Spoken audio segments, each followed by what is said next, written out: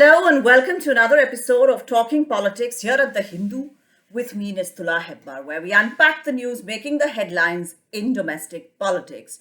Now, last week saw Congress leader Rahul Gandhi disqualified from his membership of the Lok Sabha after he was convicted in a case of criminal defamation by a court in Surat. The Congress mounted protests while the BJP argued that the centre had nothing to do with the conviction and that the disqualification from the Lok Sabha was automatic as per the law. Now, this huge fissure in the relationship between the ruling and opposition parties was demonstrably evident as Parliament passed the Finance and Appropriations Bill without discussion and protests marred proceedings. Now, Parliament is due to be adjourned sine die on April 6th, which will lead directly to the big electoral face-off in Karnataka, where poll dates were announced this week. Karnataka will go for polls on May 10th, with counting and results to be declared on May 13th. The contest in Karnataka is very, very interesting this time around, as all three parties in the fray, the BJP, the Congress, and the Janata Dal S, have their advantages and challenges. And in this episode of Talking Politics, we will look at the state of play in Karnataka. Now, let's start with the incumbent BJP, which in the 2018 elections was a whisker short of the halfway mark, despite fighting an already in place Congress government with some anti-incumbency, and it had to watch a Congress JDS government with H.D. Kumaraswamy come to power. With 104 seats in 2019, with defections, which the opposition called a massive poaching exercise, the BJP gained the state, and B.S. Yediyurappa was sworn in as Chief Minister. Now, in 2021, Yediyurappa was asked to quit by the BJP with a host of miffed Lingayat pontiffs in tow. He did so, but not after demonstrating to the party high command that he was very much in possession of the Lingayat community's support, the bedrock of the BJP's mandate in Karnataka. The BJP's challenges largely flow from this situation. Now, the party had decided to remove Yediyurappa as they feared that Yediyurappa and his family, including his son B.Y. Vijayendra, who's very active in state politics, would capture the Lingayat vote and it wouldn't accrue to the BJP but remain a possession of the Yediyurappa family. This was the main support base of the party, and therefore the situation was considered untenable by Delhi. Now, Basavaraj Bommai, the current chief minister, is a Lingayat, and he was established as the chief minister. And the BJP tried to woo the Lingayat vote to the party away from individual leadership of Mr. Yediyurappa. Now, this became a mixed experience, with it being very clear that without the acquiescence of Mr. Yediyurappa and his working for the party during elections and for campaigning, retaining the Lingayat vote would be a little tough. If one recalls, in 2013, Mr. Yediyurappa had formed the Karnataka Janata Paksha when he had been asked to quit over some corruption allegations, and he had reduced the BJP to a position of a number 3 party behind the Congress and the JDS. So the party was very, very aware that even though there were concerns that the Lingayat vote was in danger of becoming the family fiefdom of Mr. Yediyurappa, and that they needed to remove him, they also needed to keep him in good humor so that they could achieve the end of getting the vote, at least in these elections.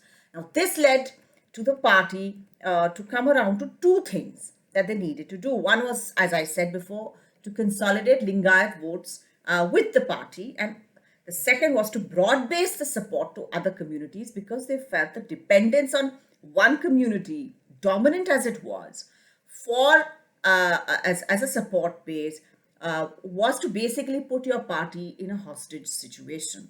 So a reservation policy was announced, scrapping 4% reservation for Muslims, which was divided among the Veerashaiva Lingayats and the Vokkaliga Gauda community. The latter community, which is the Gauda community, has been voting largely either with the Congress or the JDS. Now, so there was basically, apart from the challenge of consolidating the Lingayat vote, I said, uh, there was this token done to show that the BJP wanted to expand its base beyond the Lingayat vote. Now, apart from all of this, the BJP is also facing challenges in the Hindutva stronghold of coastal Karnataka. So the BJP has a Lingayat in terms of caste support base, but it also has the Hindutva vote largely in coastal Karnataka. But there too, the party is facing some difficulties where the death of a BJYM worker and accusations of not bringing his killers to justice have done much harm in terms of alienating the Sangh cadre from the leadership. So BJP is facing challenges in terms of its voter support base.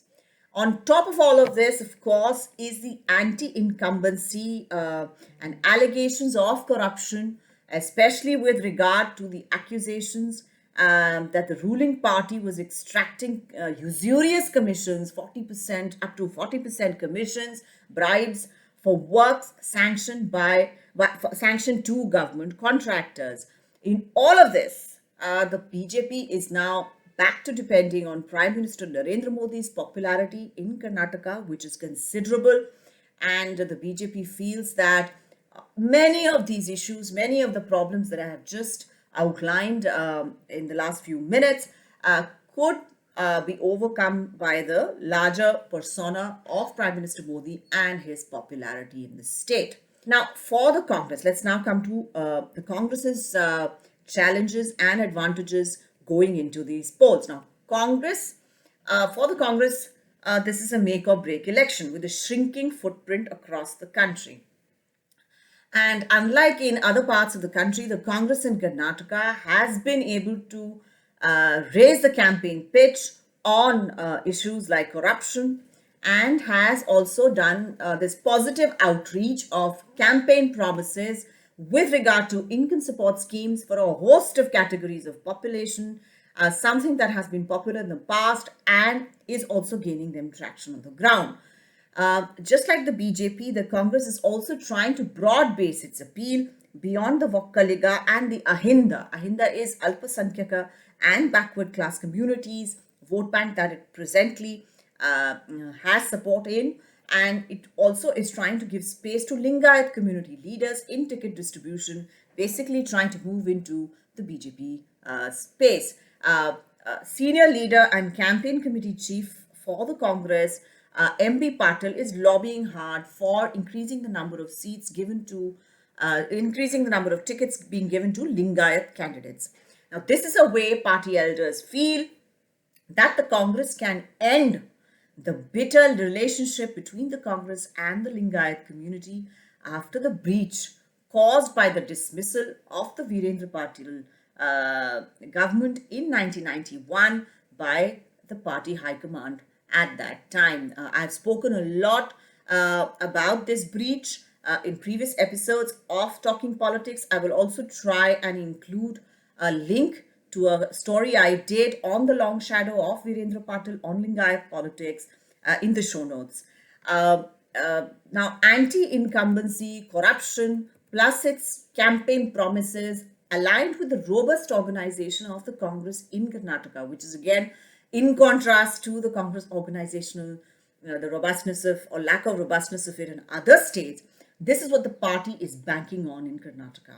Now, where the hiccups are at the stakes of the two big leaders of the party, State Unit Chief D.K. Shivakumar, who's a Vokkaliga, and former Chief Minister Siddaramaiah competing for the Chief Minister's position.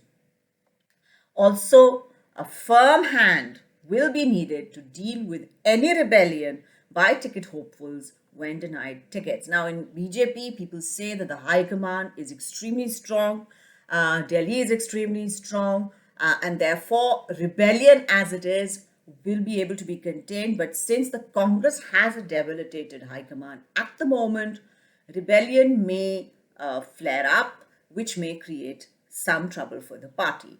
So these are the hiccups that the Congress is facing. Now, this also brings up the third party in the equation, which is the Janata Dal Secular, which has a stronghold in the old Mysore area and commands the support of the Vokkaliga community and is in competition with the Congress in that area.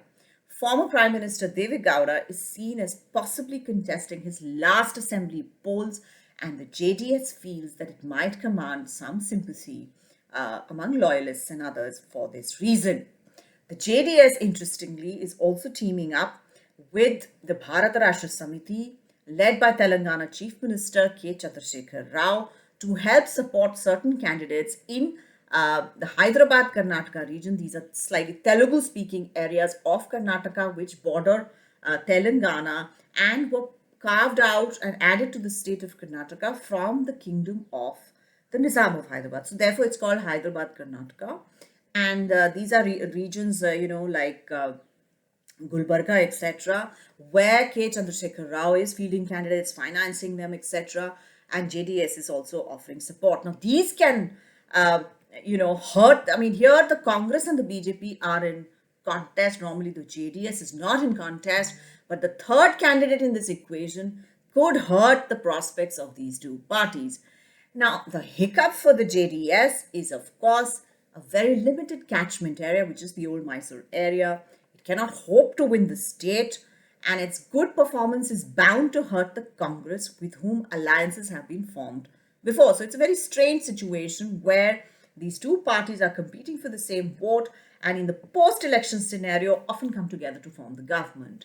But the JDS also has a history of forming the government with the BJP, and also kind of finding itself in the crosshairs of secular politics. So therefore, the ambiguity over what the JDS will do in Karnataka, in a kingmaker, if it is in a kingmaker position, whether it will go with the Congress or the BJP, is always a question mark during Karnataka elections and tends to make the voters jittery. The Congress always tries to show that the JDS will be going with the BJP in a post-poll scenario, and therefore minority communities need not waste their votes with the JDS and actually just go straight away with the Congress. So this is one of the hiccups that the JDS will be facing in these assembly elections.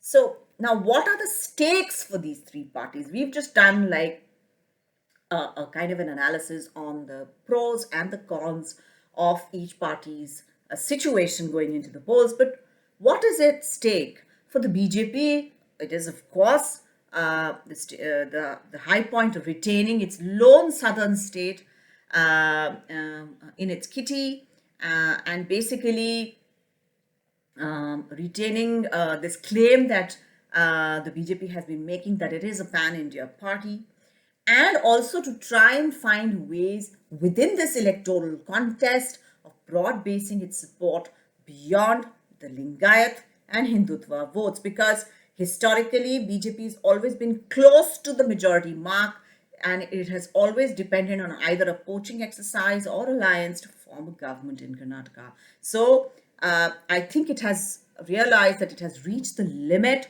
of the current support base that it has. It has to broad base, it has to move beyond what it has at the moment.